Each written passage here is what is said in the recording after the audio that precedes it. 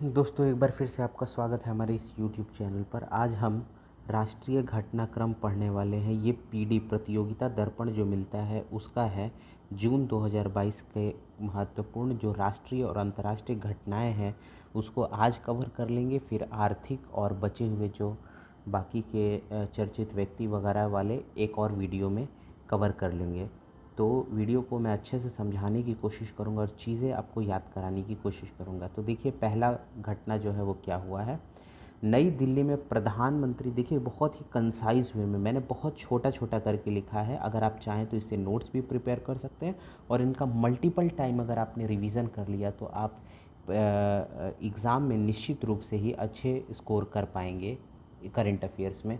तो देखिए नई दिल्ली में एक प्रधानमंत्री संग्रहालय का उद्घाटन किया गया है। प्रधानमंत्री संग्रहालय का उद्घाटन नई दिल्ली में किया गया है और उद्घाटन जो है श्री नरेंद्र मोदी जी ने किया है। 14 अप्रैल 2022 को किया गया और 14 अप्रैल को अंबेडकर जयंती भी मनाई जाती है।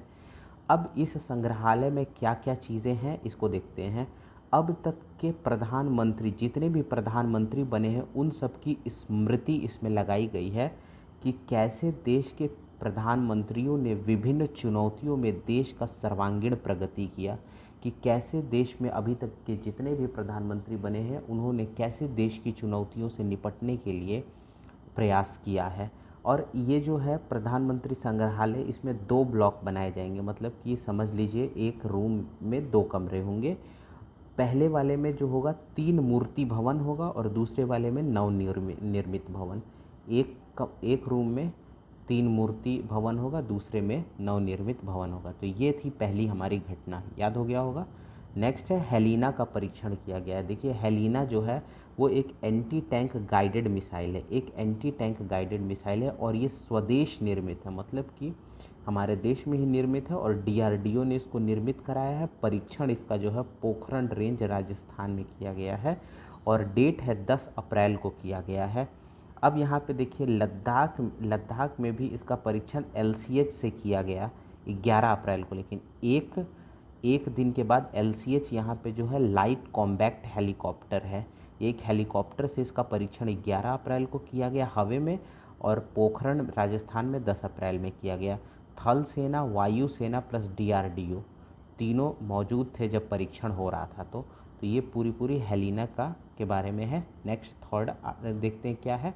तो यहाँ पे देखिए त्रिकुट पहाड़ी एक है, झारखंड में त्रिकुट पहाड़ी पड़ती है। वहाँ पे एक दर्दनाक रोपवे दुर्घटना हो गया। रोपवे आपको पता होगा नदियों के बीच, नदी जैसे ऐसे है तो यहाँ पे ऊपर रोपवे बना दिया जाता है कि यहाँ से यहाँ तक लोग इस नदी के ऊपर से आएंगे। रोपवे ऐसा बनाया जाता है। तो यहाँ पे झारखंड के देवघर जिला है जहाँ पे बाबा वैद्यनाथ मंदिर के निकट त्रिकुट पहाड़ियाँ हैं। अब दुर्घटना तकनीकी खराबी की वजह से हुई। 10 अप्रैल को ही दुर्घटना हुई। 10 केबल तार आपस में टकरा गए थे, 48 लोग फंसे, 3 लोगों की मौत हो गई। तो ये काफ़ी दर्दनाक घटना है। नेक्स्ट है हमारे पास दिल्ली में 3 नगर निगमों का एकीकरण किया गया। ध्यान रखिएगा उत्तरी, पूर्वी, दक्षिणी, ये 3 नगर निगम जिसका 2011 में विभाजन किया था, इन तीनों को जोड़कर दिल्ली नगर निगम अब कर दिया गया है। क्यों एकीकरण किया गया है बताया गया, संसाधनों की वहाँ पे कमी हो गई थी और आर्थिक थोड़ी मुश्किलें आ रही थी, इसी वजह से ऐसा किया गया है। दिल्ली नगर निगम संशोधन विधेयक 2022 के तहत इनको एकीकृत किया गया है। तो ये अधिनियम के तहत किया गया और राष्ट्रपति ने 11 अप्रैल को अपना अनुमोदन दिया। तो ये इम्पोर्टेंट घटना रही। नेक्स्ट जो हमारे पास है वो है यूपी विधानसभा चुनाव। जैसा कि आपको पता है, विधान परिषद का चुनाव हुआ है यूपी में 36 सीटों के लिए। अभी पता है आपको यूपी में टोटल 100 सीटें हैं विधान परिषद की। 36 सीटों पे अभी चुनाव हुआ है, 12 अप्रैल 2022 को हुआ है। 36 में से 33 सीटें जो है वो बीजेपी ने जीती है और 3 सीटें निर्दलीय ने जीती है। बीजेपी की अब टोटल 100 में से 66 सीटें पे बीजेपी का कब्जा है। अब चुनाव जो 100 सीटों पे होता है उसमें 38 सीटें विधायकों द्वारा वोट दिए जाते हैं, 36 सीटें स्थानीय प्राधिकरण कोटे द्वारा और 8 सीटें जो हैं वो ध्यान रखना है यहाँ पे, ये पूरा है आंकड़ा, तो यहाँ पे मैंने बताया 33 बीजेपी ने जीता, 3 निर्दलीय ने और समाजवादी पार्टी ने भी 27 सीटें जीती हैं। 38 विधायक चुनते हैं और 36 सीटें जो है स्थानीय प्राधिकार कोटे से लिया जाता है, जिसमें ये लोग वोट दे सकते हैं: जिला पंचायत सदस्य, क्षेत्र पंचायत सदस्य, नगर पालिकाओं व नगर निगम के सदस्य। 8 शिक्षक के निर्वाचन क्षेत्र से होता है, मतलब 8 सीटों पे शिक्षक वोट देते हैं और स्नातक निर्वाचन 8 सीटों पे स्नातक निर्वाचन होता है। तो इस तरीके से पूरा परिषद का चुनाव किया जाता है। नेक्स्ट देख लेते हैं इसके बाद क्या है। उसके बाद अभी देखिए बिहार में भी विधान परिषद का चुनाव हुआ है, तो ये भी काफ़ी इम्पोर्टेंट है। बिहार में जो विधान परिषद का चुनाव हुआ है, कुल 75 सीटें हैं बिहार में, 24 सीटों पे चुनाव हुआ है और ये 4 अप्रैल 2022 को हुआ है। डेट याद रखिएगा, बीपीएससी में डेट डायरेक्टली पूछा जाता है। 4 अप्रैल 2022 को हुआ है। 1 सीट कांग्रेस को मिली है, 13 सीट एनडीए को मिली है, आरजेडी को 6 सीट, निर्दलीय उम्मीदवार को 4 सीटें मिली हैं। अब निर्दलीय को 4 सीटें, एनडीए में भी 7 सीटें बीजेपी को, जेडीयू को 5 सीटें मिली है, राष्ट्रीय लोक जनशक्ति पार्टी को 1 सीटें मिली है। तो ये भी याद रखना है। विधान परिषद में कुल 28 सीटें जेडीयू सबसे आगे रही है, 28 सीटें जीतकर जेडीयू सबसे आगे रही है। ओवरऑल की बात करें 75 में से 28 सीटें जेडीयू के पास हैं फिलहाल। उसके बाद 22 सीटें बीजेपी के पास हैं, 22 सीटें बीजेपी के पास है, आरजेडी के पास 11 सीटें, कांग्रेस के पास 4 सीटें हैं। बिहार नगर पालिका निर्वाचन संशोधन नियमावली 2022, इसमें 15 वर्षों के अंतराल पर यह संशोधन किया गया। देखिए पहले मेयर, डिप्टी मेयर, मुख्य पार्षद और उप मुख्य पार्षद, ये सब का चुनाव जो है जनता प्रत्यक्ष रूप से नहीं करती थी, लेकिन अब इसको प्रत्यक्ष रूप से जनता चुनाव करेगी और यही वाला संशोधन किया गया है कि अब प्रत्यक्ष रूप से चुनाव होगा। इन सब का पहले अप्रत्यक्ष रूप से होता था। प्रभाव 19 नगर निगमों के साथ 263 नगर निकायों पर, टोटल 19 नगर निगम है और 263 नगर निकाय हैं, इस पर प्रभाव इसका देखने को मिलेगा। उसके बाद आता है डोर्नियर 228। डोर्नियर 228 जो है वो स्वदेश निर्मित यात्री विमान है, स्वदेश निर्मित यात्री विमान है, ध्यान रखिएगा। डोर्नियर कोई फाइटर नहीं है, यात्री विमान है। एचएएल द्वारा, हिंदुस्तान एरोनॉटिक्स लिमिटेड द्वारा निर्मित किया गया है, जर्मनी कंपनी प्रौद्योगिकी हस्तांतरण करार के तहत इसके तहत हुआ है। अभी तक यूज़ सेना द्वारा होता था, लेकिन अब इसमें 17 सीटें बनाई गई हैं। आम नागरिक हेतु पहली व्यावसायिक उड़ान इसने भरी, और वो भी भरी असम के डिब्रूगढ़ से लेकर अरुणाचल प्रदेश के पासीघाट तक के लिए, और ये था 12 अप्रैल 2022 को इसने उड़ान भरी। नेक्स्ट है वागशीर। वागशीर स्कॉर्पियन श्रेणी की 6ठी पनडुब्बी है, 5 पनडुब्बी बन चुकी है। स्कॉर्पियन श्रेणी की 5 पनडुब्बी बन चुकी है, ये 6ठी पनडुब्बी है Vagsheer. Mazagon Dock Ship Builders Limited MDL Mumbai द्वारा निर्माण किया जा रहा है इन सभी 6 स्कॉर्पियन पनडुब्बियों का। इसमें रक्षा सचिव जो है अजय कुमार, उन्होंने जलावतरण किया 20 अप्रैल को। ये प्रोजेक्ट 75 के तहत, प्रोजेक्ट 75 के तहत 6 स्कॉर्पियन श्रेणी की पनडुब्बियाँ बनाई जा रही है, जिसमें से ये 6ठी श्रेणी की ये है। अब यहाँ पे फ्रांसीसी नौसेना कंपनी डीसीएनएस के साथ प्रौद्योगिकी हस्तांतरण द्वारा निर्मित समझौता 2005 में इसका किया जा चुका है। देखिए आप 5 जो पहले की 5 बनाई जा चुकी हैं, आईएनएस कलवरी है पहली, दूसरी है आईएनएस खंडेरी, तीसरी है आईएनएस करंज, चौथी है आईएनएस वेला, 5वीं है वागीर। अब बनाई गई है 6ठी वागशीर। तो नेक्स्ट अब देख लेते हैं राष्ट्रीय ग्राम स्वराज अभियान। राष्ट्रीय ग्राम स्वराज अभियान अवधि इसके 1 अप्रैल 2022 से 4 सालों तक के लिए बढ़ा दिया गया है, मतलब 31 मार्च 2026 तक। मूलतः स्वीकृति पहले की गई थी 2018-19 से लेकर 21-22 तक, लेकिन अब इसको 4 साल फिर से बढ़ा दिया गया। शुरू क्यों की गई? शुरू इसलिए की गई ताकि पंचायती राज संस्थानों शासन संबंधी क्षमता विकसित हो सके और उपलब्ध संसाधन को और बढ़ाकर उपयोग किया जाए और ध्यान केंद्रित कर सकें। उपलब्ध संसाधनों को बढ़ाया जाए और उस पर भी ध्यान केंद्रित किया जा सके, ये था पूरा। अब यहाँ पे झारखंड में त्रिस्तरीय पंचायत चुनाव हो रहा है। जो झारखंड पीसीएस वाले हैं उनके लिए ये ज़्यादा इम्पोर्टेंट हो जाएगा। मई 2022 में होगा। तो 4 चरणों में चुनाव होगा, 4 दिन पड़ेंगे। एक तो 14 मई, 19 मई, 27 मई, 24 मई और 27 मई। राज्य चुनाव आयुक्त डॉक्टर DK तिवारी ने इसकी घोषणा 9 अप्रैल को की है। झारखंड में टोटल 24 ज़िले हैं, 264 प्रखंड है और 4345 ग्राम पंचायत है। नेक्स्ट देख लेते हैं जिला परिषद के सदस्यों की जो संख्या है। जिला परिषद के सदस्यों की संख्या 64 है। 64 SC 64 में 64 SC के लिए और 178 ST के लिए, बाकी जो बची वो सामान्य वर्ग के लिए। और इस पे जो है खर्च 2.14 लाख का किया जा सकता है चुनाव लड़ने के लिए। पंचायत समितियों में 639 SC के लिए है और 1773 ST के लिए है। बची हुई सीटें इसके लिए, इस पे खर्च जो है 71,000 रुपया का किया जा सकता है। ग्राम पंचायत मुखिया के चुनाव में 85,000 का चुनाव खर्च किया जा सकता है। ग्राम पंचायत सदस्यों के चुनाव के लिए 14,000 का खर्च किया जा सकता है। और ये इधर कुछ सीटें बांटी गई हैं कि SC ST को कितनी कितनी सीटें दी गई हैं। अगर आप झारखंड का PCS देने वाले हैं तो ही आप इनको पढ़िएगा, नहीं तो ये ज़रूरी नहीं है। नेक्स्ट है पिनाका रॉकेट सिस्टम के उन्नत संस्करण का परीक्षण किया गया। पिनाका जो रॉकेट है वो DRDO द्वारा बनाया गया है। उन्नत संस्करण में 2 संस्करण हैं। एक इन्हांस्ड पिनाका MK1 रॉकेट जिसको EPRS कहा जाता है। इन्हांस्ड पिनाका MK1 रॉकेट एक है पिनाका एरियल डेनायल म्यूनिशन PADM। ये दोनों उन्नत संस्करण की पिनाका रॉकेट है। इन्हीं का परीक्षण किया गया है, पोखरण राजस्थान से किया गया है। तो यहाँ तक क्लियर हो गया। नेक्स्ट 10वां न्यूज़ जो है वो ये है कि देश के विभिन्न न्यायालयों में 4.70 करोड़ से अधिक मामले अभी लंबित हैं। सुप्रीम कोर्ट की बात करें तो 70,154 मामले लंबित हैं और 25 हाई कोर्टों की अगर बात करें तो 58.94 लाख मामले लंबित हैं, जिसमें क्रिमिनल जो है 16.3 लाख से भी ज़्यादा मामले लंबित है और सिविल की बात की जाए 72 लाख से भी अधिक मामले लंबित हैं।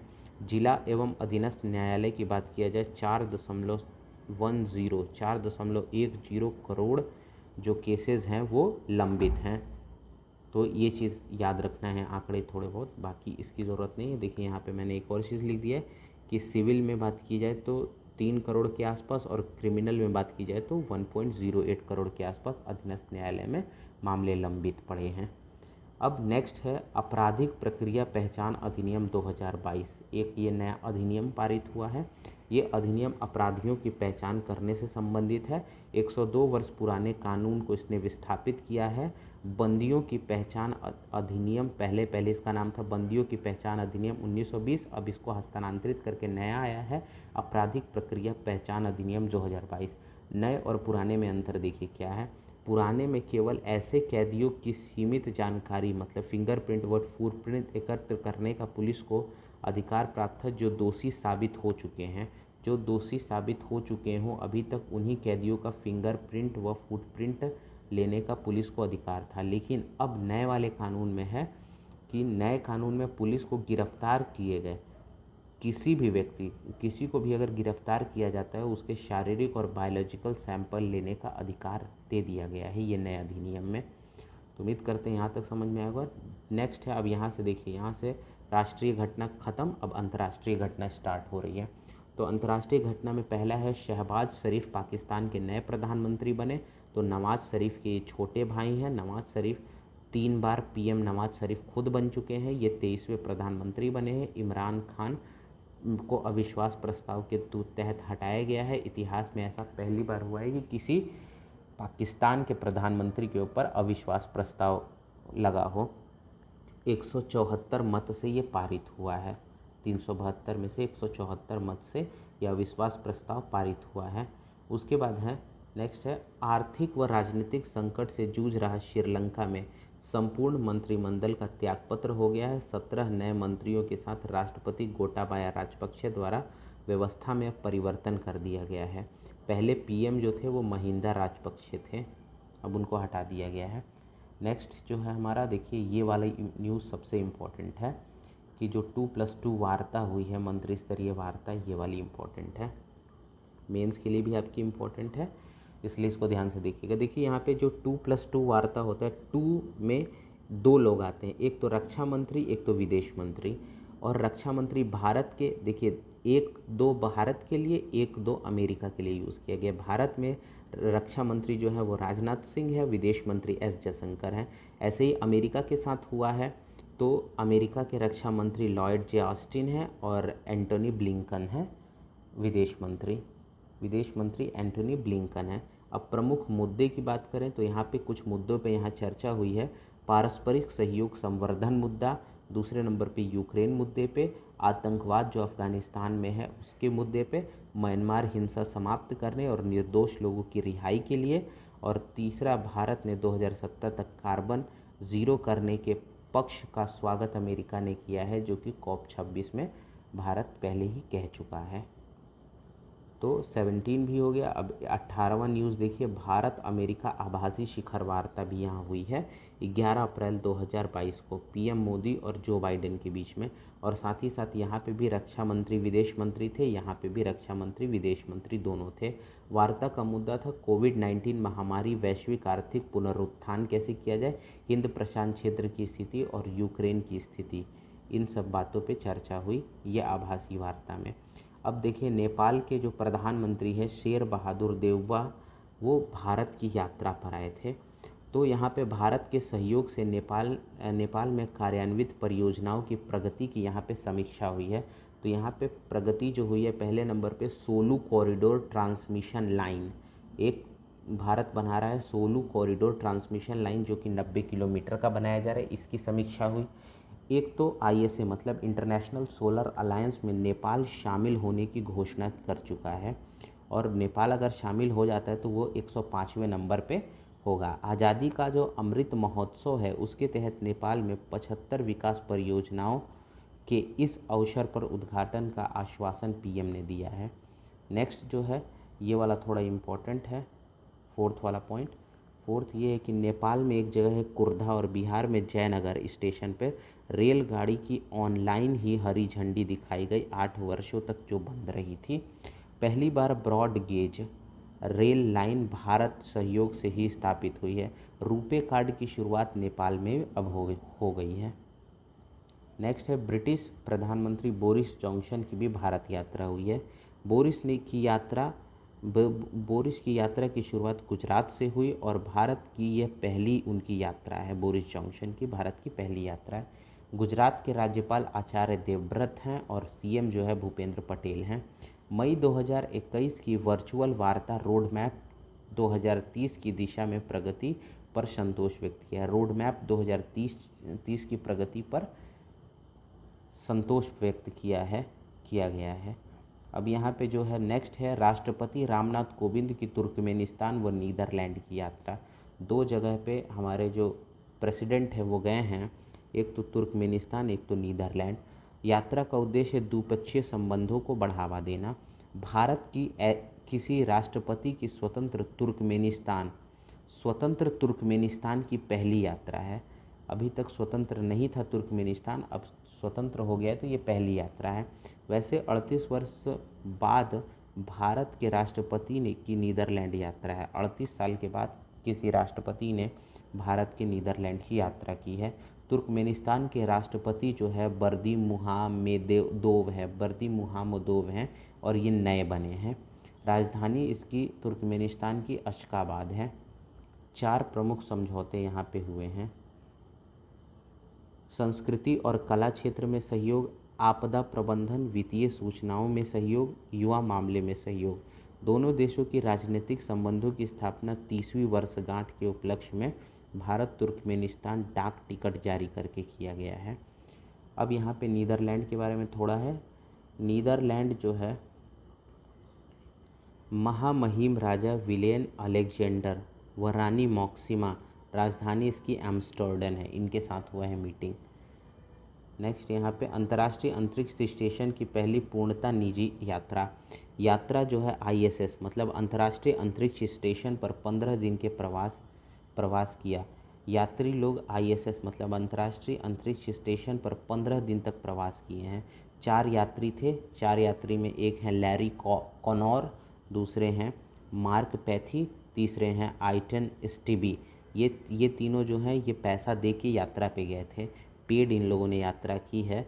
और यहाँ पे अमेरिका के प्रधानमंत्री ये जो हैं कॉनोर जो हैं वो अमेरिका के प्रौद्योगिकी उद्यमी हैं। कनाडा के ये कारोबारी हैं मार्क पैथी, और ये इजराइल से संबंधित हैं। और यहाँ पे चौथे जो आदमी हैं जिन्होंने यात्रा की, इनका नाम है माइकल लोपेज एलिग्रिया। ये नासा के पूर्व यात्री और एक्सियोम के उपाध्यक्ष हैं। उड़ान 8 अप्रैल को भरी। एक्सियोम स्पेस के AX-1 के तहत ड्रैगन क्रू में सवार फाल्कन रॉकेट के जरिए इसकी उड़ान भरी गई है। और ये कैनेडी स्पेस सेंटर जो कि फ्लोरिडा में है वहाँ से उड़ान भरी गई है। उसके बाद 7वां रायसीना संवाद नई दिल्ली में संपन्न हुआ। 7वां रायसीना संवाद कहाँ संपन्न हुआ? नई दिल्ली में। ये इम्पोर्टेंट है, नई दिल्ली याद रखना। थीम थी इसकी टेरा नोवा इम्पेशेंट एंड इम्पेरिल्ड। भारत के विदेश मंत्री प्लस ORF मतलब ऑब्जर्वर रिसर्चर फाउंडेशन के सहयोग से ये संवाद पॉसिबल हो पाया है। अब इसमें 6 विषय थे, पर विषय याद करने की ज़रूरत नहीं है। अगर आप मेंस की तैयारी कर रहे होंगे तो इसको मैं अपलोड कर दूंगा, आप एक बार पढ़ लेना। फिर मॉरिशस के जो प्रधानमंत्री हैं इनका नाम था प्रविंद जगन्नाथ, इनकी भारत यात्रा हुई है। इमैनुअल मैक्रो जो हैं वो अगले 5 वर्षों के लिए फिर से फ्रांस के राष्ट्रपति बन गए। ये इनका सेकंड कार्यकाल है। इमैनुअल मैक्रो याद रखना है नाम आपको। उसके बाद फिर यहाँ पे आता है भ्रष्टाचार के एक मामले में म्यांमार की अपदस्थ नेता जो हैं आंग सान सू की को 5 वर्षों का कारावास की सज़ा दे दी गई। लिथुआनिया में भारतीय मिशन की स्थापना का निर्णय लिया गया है। लिथुआनिया एक बाल्टिक राष्ट्र है, ध्यान रखना है। पोलैंड भारत के दूतावास 2008 में बनाया गया था। इसी से लिथुआनिया का कार्य चलता था, लेकिन अब लिथुआनिया में एक भारतीय मिशन के तहत दूतावास का यहाँ निर्माण किया जाएगा। उसके बाद जीवित जड़ सेतु एक बनाया गया। देखिए ये लास्ट न्यूज़ है। जीवित जड़ सेतु यूनेस्को की विश्व विरासत सूची में प्रस्तावित है। मेघालय के चेरापूंजी, नोनग्रेंट, लात्स्यू आदि में देखिए खासी और जयंतिया जनजाति द्वारा ये निर्मित किया जाता है। जीवित वृक्ष की जड़, देखिए जीवित वृक्ष जो होता है उनकी जड़ों से, जैसे यहाँ पे ऐसे है तो यहाँ अगर पेड़ लगे होंगे तो उनकी जड़ों से ऐसे एक पुल बना दिया जाएगा, ऐसा पुल बन जाएगा जीवित जड़ों से।